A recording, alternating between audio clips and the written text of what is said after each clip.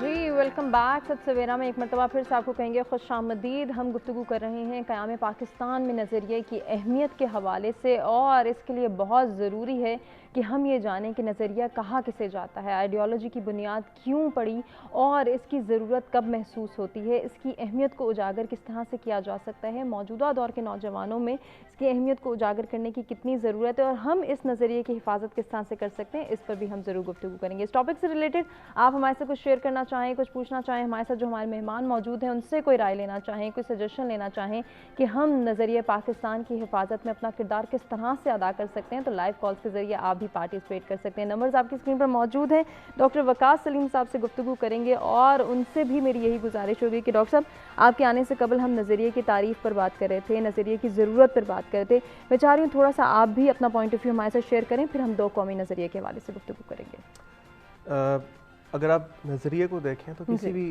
काम के लिए, किसी भी मुल्क के लिए, किसी भी मजहबियत के लिए, किसी भी पॉलिटिकल पार्टी के लिए नज़रिया होना बहुत ज़रूरी है। बिकॉज नज़रिया जनरली हम किसी भी सेट ऑफ आइडियाज़ को कहते हैं जो कि किसी भी चीज़ को रन करता है। जैसे आपके सामने पॉलिटिकल आइडियोलॉजीज़ हैं, रिलीजियस आइडियोलॉजीज़ हैं, इकोनॉमिक आइडियोलॉजीज़ हैं। तो इसी वजह से नज़रिए का होना किसी भी चीज़ के पीछे, जैसे आजकल बहुत ज़्यादा एक सोशल मूवमेंट चल रही है ब्लैक लाइव्स मैटर के नाम से, तो ये भी एक आइडियोलॉजिकल मूवमेंट है जिसका बुनियादी मकसद जो है वो अपहोल्ड करना है ब्लैक राइट्स को, स्पेशली ऐसे स्याह फाम लोग जो हैं उनके राइट्स को।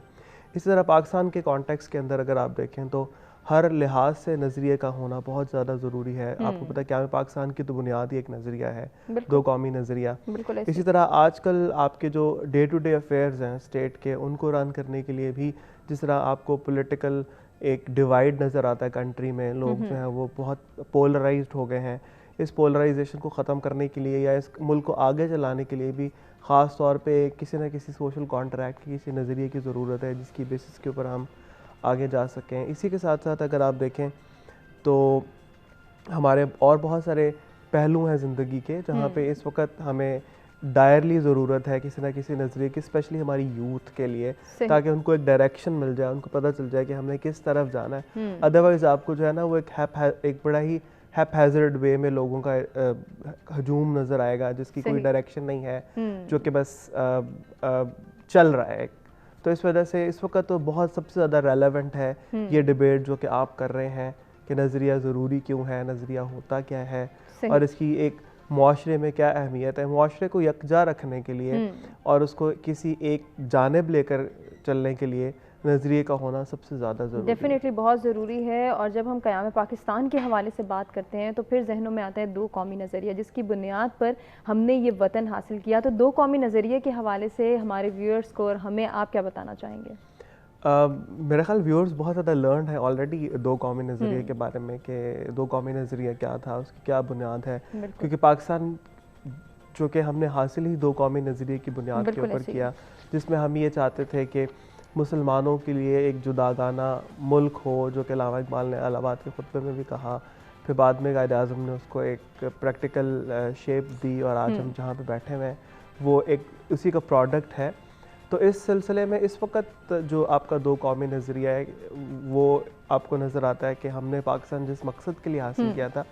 आया वो हम मकसद जो है वो प्रैक्टिस कर भी रहे हैं या नहीं, कहीं हम उससे पीछे तो नहीं हट गए, या अगर वो जो मकसद था जहाँ पे हमने इस्लाम के जो असूल हैं उनकी अलमबरदारी करनी थी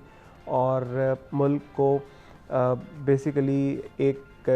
सोशल जस्टिस के असूलों के ऊपर लेकर के चलना था, क्या हम वो प्रैक्टिस कर रहे हैं? क्या अदल व इंसाफ मुआशरे में कायम हो गया? क्या लोगों के हकूक़ की पामाली तो नहीं हो रही? क्या जो है वो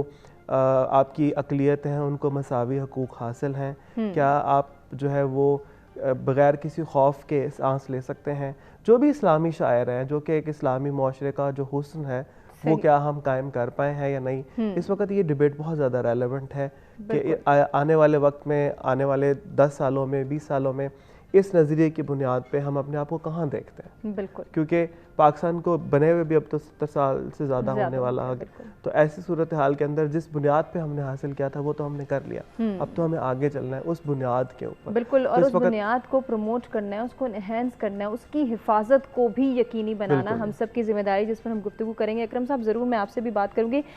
جب دو قومی نظریے کی بات آتی ہے ڈاکٹر صاحب, میں چاہ رہی ہوں تھوڑا سا مختصر آپ سے بھی بات ہو جائے کہ قومیت کا مفہوم سامنے آتا ہے. قومیت کا لفظ, قومیت کا مفہوم اور قومیت کی اہمیت کو واضح کرنا میرا خیال ہے کہ اس وقت کی بھی ضرورت ہے, اور اس وقت کی جب ہم بات کرتے ہیں, جب تاریخی پرسپیکٹو کی بات کرتے ہیں, تو وہاں یہ ورڈ نکھر کے سامنے آیا قومیت کا.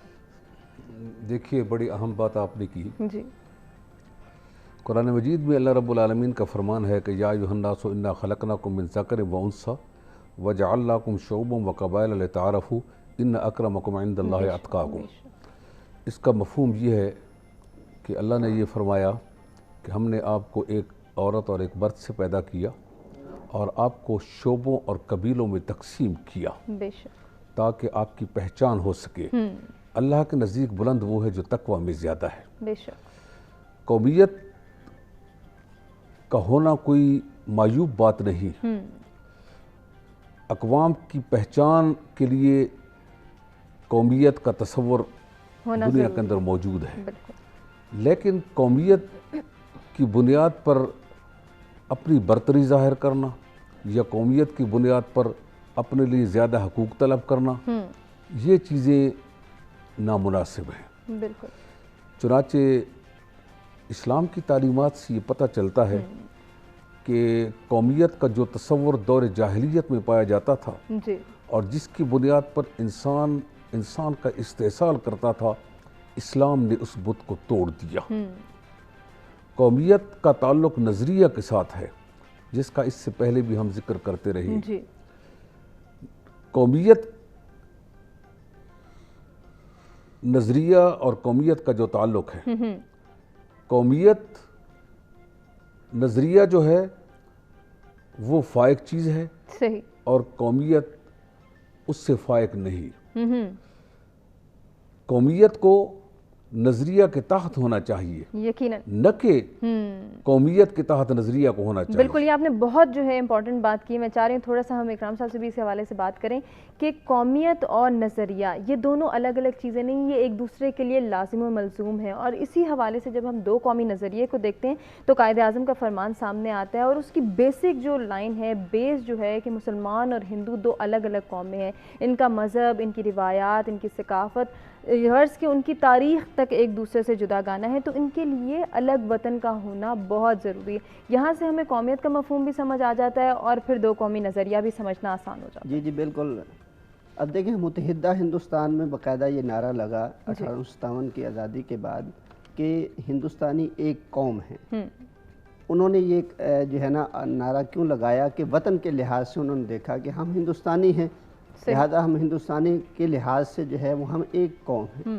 لیکن کیا ہوا کہ اسی ایک قوم کے اندر جب لڑائی جھگڑے شروع ہوئے اور اس کی بنیاد جو ہے وہ دو الگ الگ نظریوں کی بنیاد پر ہوئی, تو پھر کیا ہوا, اس قوم کے اندر جو ہے وہ تفریق پیدا ہو گئی. تو یہی بات ہے کہ اقبال نے کہا تھا, اور مسلم علاقوں کی جو ہے وہ نشاندہی کرتے ہوئے یہ بات جو ہے وہ انہوں نے نمایاں کی اپنے تاریخی خطبہ کے اندر, کہ کیا ہے کہ یہاں پہ ایک قوم نہیں ہے بلکہ دو بڑی قومیں ہیں.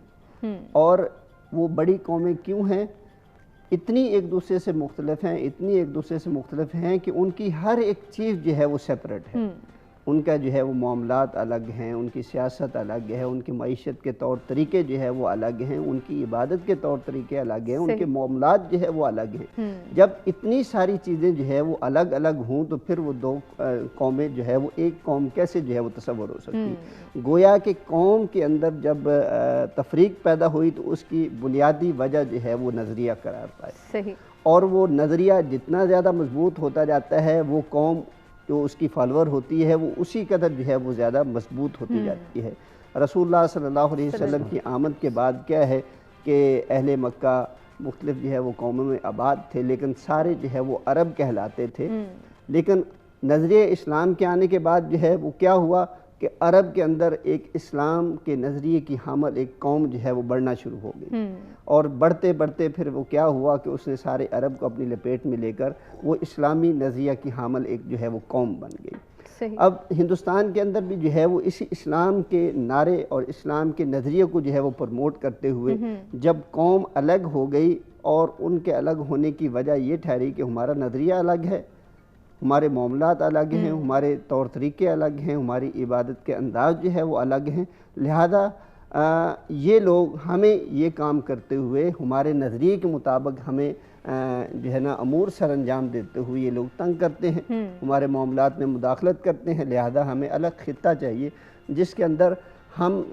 اس کے مطابق، یہ نہیں تھا کہ الگ خطہ لے کے جو ہے وہ اپنی مرضی کے مطابق جو ہے وہ اپنی لائف گزاریں گے، تو اس کے مطابق اپنی زندگی کو جو ہے وہ جو ہے پروموٹ کریں گے۔ ٹھیک، تو میں نے جیسے پہلے بتایا ہے کہ جب نظریے کی بنیاد پر قوم وجود میں آتی ہے، خطے وجود میں آتے ہیں، تو پھر اس کے اندر جو ہی درار ڈالنے کی کوشش کی جاتی ہے تو پھر اس کے اندر ایک قافلہ ایک بندہ کھڑا ہوتا ہے، اور اس کے ساتھ پھر قافلہ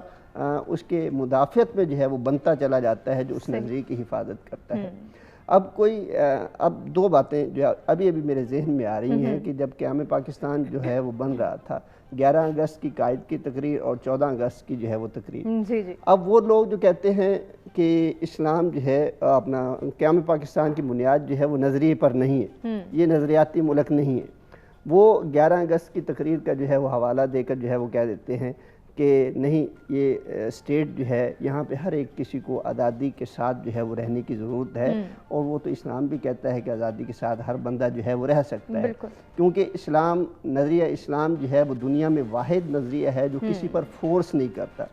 اور جو بھی اسلام کا فالورز ہے، اس نظریے کا حامل ہے، اسی کسی پر جو ہے وہ فورس کرنا بھی نہیں چاہیے کہ آپ ہمارے نظریے کے مطابق جو ہے وہ اپنی لائف کو یا اپنے طور طریقوں کو اپناؤ،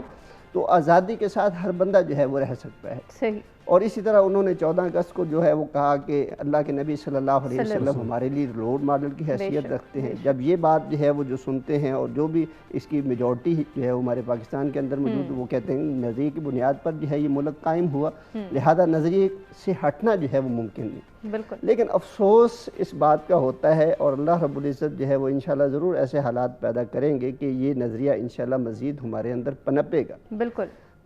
صورتحال یہ پیدا ہوئی کہ قیام پاکستان کے بعد اس نظریے پر جو ہے وہ سرسی طور پر جو ہے وہ عمل جو ہے وہ نظر آتا ہے، کیونکہ نظریہ اسی وقت اپنی بقا جو ہے وہ قائم رکھ سکتا ہے جب اس پر عمل جو ہے وہ تواتر کے ساتھ موجود ہو، یقیناً۔ اور اس پر عمل اور یہ نظریہ جو ہے وہ آگے پروان چڑھایا جائے۔ اور نظریہ پروان کیسے چڑھتا ہے، اس کا بہترین جو ہے وہ طریقہ کیا ہے کہ کوئی بھی آپ کی چیز جو ہے وہ لوگوں کے ذہنوں میں ازبر کرنا چاہتے ہیں تو وہ تعلیمی سسٹم میں جو ہے وہ آپ اس کو لے آتے ہیں، لیکن ہم تعلیمی سسٹم میں دیکھتے ہیں کہ نظریے کے حوالے سے کوئی خاص کام اس پر جو ہے وہ وجود جو ہے وہ کاوش جو ہے وہ نظر نہیں آتی۔ میں بھی پڑھ رہا تھا تو میرے ذہن میں اپنا ایک جو ہے وہ بات آئی کہ 1971 میں جو ہے پنجاب جو ہے وہ ٹیکسٹ بورڈ نے باقاعدہ ماہرین تعلیم کی جو ہے وہ میٹنگ بلائی،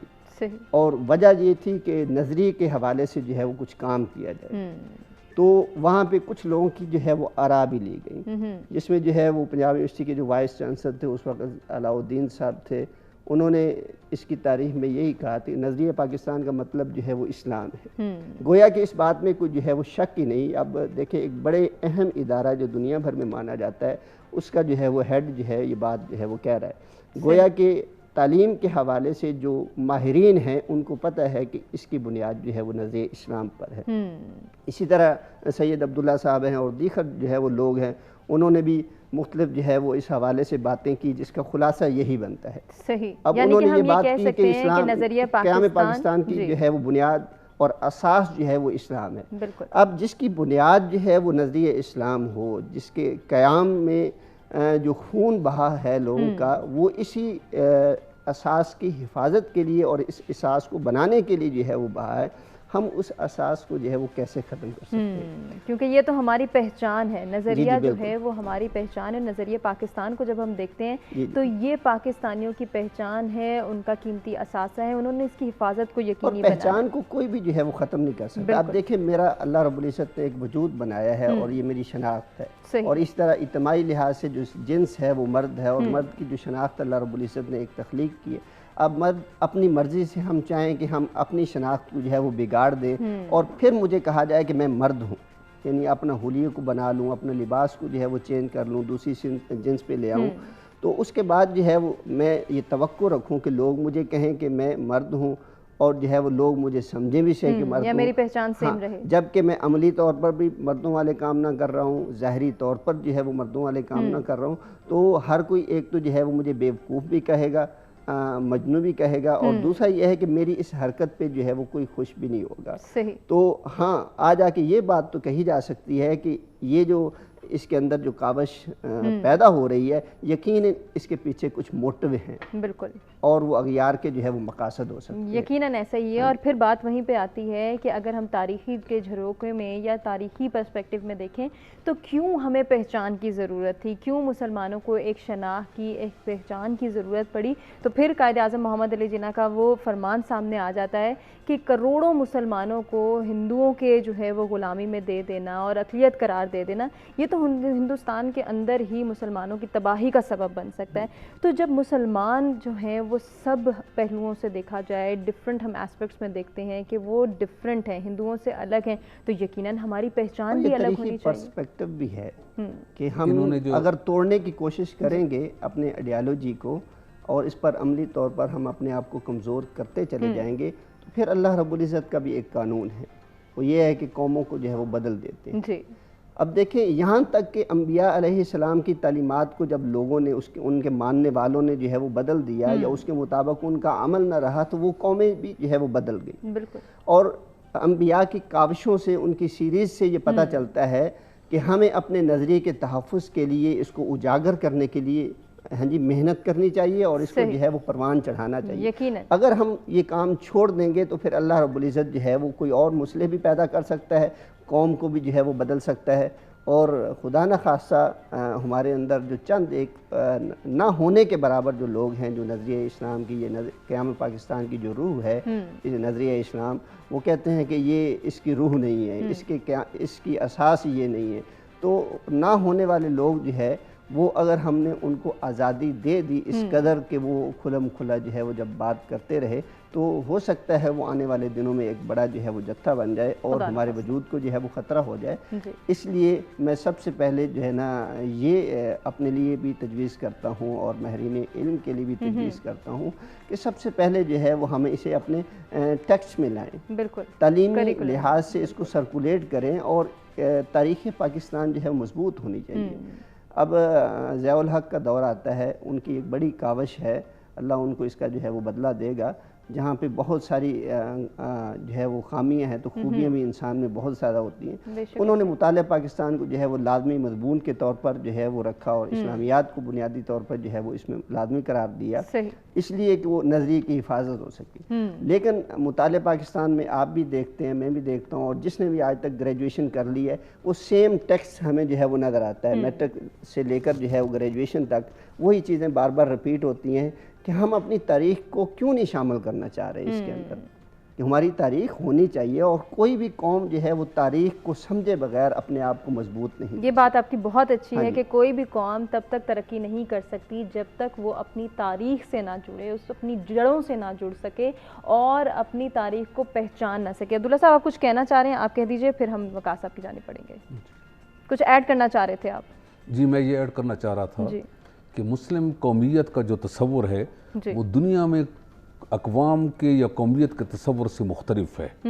اس سے مراد وہ تصور نہیں ہے کہ جو دنیا میں ہم عمومی طور پر نیشنلزم کے طور پر لیتے ہیں، اس سے مراد یہ ہے کہ مسلم قومیت کا تصور اس چیز کا مظہر ہے کہ یہ مسلمان وہ قوم ہیں جو اپنی انفرادی اور اجتماعی زندگی میں نظریہ کو بنیادی اہمیت دیتے ہیں اور اس کے مطابق وہ زندگی گزارتے ہیں۔ یہ میں ایڈ کرنا چاہ رہا تھا کہ دنیاوی جو تصور ہے قومیت کا اور اسلام نے جو قوم کا تصور دیا ہے وہ مختلف ہے۔ اب آپ دیکھیے کہ مسلمان جہاں بھی ہوں وہ ایک قوم ہے، اور رسول اللہ صلی اللہ علیہ وسلم کے فرمان کے مطابق جب جسم کے کسی ایک حصے کو تکلیف پہنچتی ہے تو دوسرا بھی اس سے متاثر ہوتا ہے۔ ایک حدیث کا مفہوم بیان کر رہا ہوں، تو یہی چیز مسلمانوں کے اندر ہے کہ جب کہیں بھی مسلمان تکلیف کا شکار ہوں، خواہ وہ فلسطین میں ہوں، خواہ وہ برما میں ہوں، خواہ وہ دنیا کے کسی حصے میں ہوں، تو تمام مسلمانوں کی بحیثیت مسلم قوم کی جو نظریاتی قوم ہے، ان سب کی یہ ذمہ داری بنتی ہے کہ وہ ان کے دکھ درد کو اپنا دکھ سمجھے۔ بالکل۔ اب نظریہ جو ہے یا اس مسلم قومیت کا جو تصور ہے وہ جغرافیائی نہیں ہے۔ صحیح۔ جغرافیائی تو انتظام کے لیے ہے، جو مختلف مسلم ریاستیں وجود میں آ چکی ہیں، تو میں اس کی نفی نہیں کر رہا، وہ انتظامی لحاظ سے ہیں، نظریاتی طور پر ہم سب ایک ہیں۔ اور یہ ہمیں سمجھنا ہے، اگر ہم یہ کانسیپٹ سمجھ جاتے ہیں تو یقیناً نظریے کو ہم سمجھ سکتے ہیں۔ وقاص صاحب، یہ جو بات ابھی عبداللہ صاحب کر رہے ہیں، میں چاہ رہی ہوں تھوڑا سا آپ اسی کو جو ہے وہ آگے لے کر جائیں کہ ہمیں یہ سمجھنا ہے کہ ہم کیا ہیں، ہماری پہچان کیا ہے، ہماری شناخت کیا ہے، اور موجودہ صورتحال ہم سے کیا ڈیمانڈ کر رہی ہے، موجودہ دور کے تقاضے کیا ہیں، ان کو پورا کس طرح سے کیا جا سکتا ہے۔ اور یہ تب تک نہیں ممکن ہو سکتا جب تک ہم اپنے تاریخ سے نہ جڑیں، ہم اپنے تاریخی پہلوؤں پر غور نہ کریں۔ بڑی امپورٹنٹ بات کی ڈاکٹر صاحب نے، کیونکہ علامہ اقبال نے بھی یہی کہا تھا نا، ایک ہوں مسلم حرم کی پاسبانی کے لیے، نیل کے ساحل سے لے کر تا بخا کے کاشغر۔ تو وہ پین اسلامزم کانسیپٹ ہے کہ تمام مسلمان جو ہیں وہ آل اکراس دا بورڈ جو ہے وہ ایک نظریے کے ساتھ بندھے ہوئے ہیں اور جڑے ہوئے ہیں۔ جہاں تک تاریخ کا تعلق ہے تو تاریخ تو بہت کلیئر ہے اور تاریخ لکھی بھی جا چکی ہے۔ مسئلہ یہ ہے کہ ہمارا جو آج کا نوجوان ہے وہ اس کو پڑھنا نہیں چاہتا۔ اب جب آپ پڑھنا نہیں چاہیں گے تو یقینی طور پہ آپ تاریخ سے جو ہے نا وہ آپ کا جو تعلق ہے وہ کٹ جائے گا، آپ کا رابطہ منقطع ہو جائے گا، اور آپ جو ہے وہ آپ کو پتہ نہیں ہوگا کہ آپ کا جو ہسٹوریکل جرنی ہے، آپ کا جو تاریخی سفر ہے وہ کیا تھا، اور کون سے ایسے سٹیپس تھے جن کو طے کرنے کے بعد آپ جہاں پر آج کھڑے ہیں وہاں پر موجود ہیں، معاشرتی لحاظ سے، معاشی لحاظ سے، سیاسی لحاظ سے، مذہبی لحاظ سے، ہر لحاظ سے۔ تو یہ جو ہے وہ ایک بیسیکلی ڈسکنیکٹ جو ہے نا وہ تو موجود ہے۔ اب ہمیں کرنا یہ ہے کہ ہم اپنے نوجوان کو اس طرف راغب کریں کہ وہ علامہ اقبال کا جو بنیادی فلسفہ ہے اس کو پڑھے۔ جب تک وہ پڑھے گا نہیں تب تک وہ اس کو گراسپ نہیں کر پائے گا۔ جہاں تک ڈاکٹر صاحب نے کہا کہ ہماری جو تاریخ ہے وہ ہمارے کریکلم کا پارٹ ہونا چاہیے، تو ہمارے کریکلم کا پارٹ جو ہے وہ بہت زیادہ ہے ہماری تاریخ، اور بس مسئلہ پھر وہیں پہ ڈسکنیکٹ وہیں پہ آ جاتا ہے کہ ہم اس کو ایکسپلور نہیں کرنا چاہتے، ہم اس کی طرف بڑھنا نہیں چاہتے۔ اور اگر ہم اسلام کی بات کرتے ہیں، اگر ہم مسلمان ہونے کی بات کرتے ہیں تو اسلام تو امن کا دائی ہے، اب امن اور سلامتی کا دائی ہے۔ اب سلامتی کی جب ہم بات کرتے ہیں، اگر ہم اس کو ڈگ آؤٹ کریں تو ہمیں پتہ چلتا ہے کہ سلامتی تو زندگی کے ہر شعبے میں بہت اہم ہے۔ جب تک ہم عدل پر مبنی معاشرہ قائم نہیں کریں گے، جب تک ہم معاشرے میں مساوات نہیں لائیں گے، جب تک ہم جو ہے وہ اسٹیریوٹیپیکل ججمنٹس ہم نہیں چھوڑیں گے ایک دوسرے کو، ہم جب تک یہ نہیں دیکھیں گے کہ ہم دوسرے کو جو ہے وہ ایک نیچی نگاہ سے دیکھ رہے ہیں، جس کو ایتھنو سینٹرزم بولتے ہیں، ہم اپنے آپ کو سپیریئر گردانتے ہیں، چاہے وہ آپ کا لباس ہو، چاہے وہ آپ کی خوراک ہو، چاہے وہ آپ کا اٹھنا بیٹھنا، اوڑھنا بچھونا، ایون آپ کا بولنا، یہ سب چیزیں جب تک ہم دوسروں کو برابر نہیں گردانیں گے تو معاشرہ آگے نہیں بڑھ پائے گا، اور ہمیشہ لوگ کنفیوز رہیں گے کہ ہم کہاں پر رہ رہے ہیں۔ ہمیں کیونکہ یہ چیز تو ایک بہت زیادہ سفر طے کرنے کے بعد آج نوجوان کو میسر آ جانی چاہیے تھا نا، عدل پر مبنی معاشرہ۔ تو ہمیں بہت زیادہ یہ سوچنے کی ضرورت ہے کہ ہم میں کیا لیکنگ ہے، کہ ہمارے پاس اسکالرز بھی موجود ہیں، ہمارے پاس تاریخ بھی موجود ہے، ہم جانتے بھی سب کچھ ہے، اس کے باوجود جو جسٹ ہے وہ اس کے اوپر ہم عمل نہیں کر پایا آج تک، ہم وہ معاشرہ قائم نہیں کر پایا جس کی بنیاد پروفٹ صلی اللہ علیہ وسلم نے رکھی تھی، جو کہ بہت ضروری ہے، جس کی بنیاد پہ ہم آگے چل سکتے ہیں۔ بالکل، آپ نے بہت اچھا پوائنٹ ریز کیا ہے کہ ہم نے ریزنز فائنڈ آؤٹ کرنے ہیں، ہم نے وجوہات تلاش کرنی ہے کہ کیوں ہم جو ہے وہ نظریہ پاکستان کی اہمیت نہیں سمجھ پا رہے، ہمارے نوجوان نہیں سمجھ پا رہے، اور اگر آج وہ سمجھ لیتے ہیں تو یقیناً وہ اس ملک کی ترقی میں اپنا کردار بھرپور انداز میں جو ہے وہ ڈالنے کی، اس رول کو پلے کرنے کی کوشش کریں گے۔ ایک بریک کی جانب ہم بڑھیں، بریک سے واپس آتے ہیں، ڈسکشن کو آگے بڑھاتے ہیں۔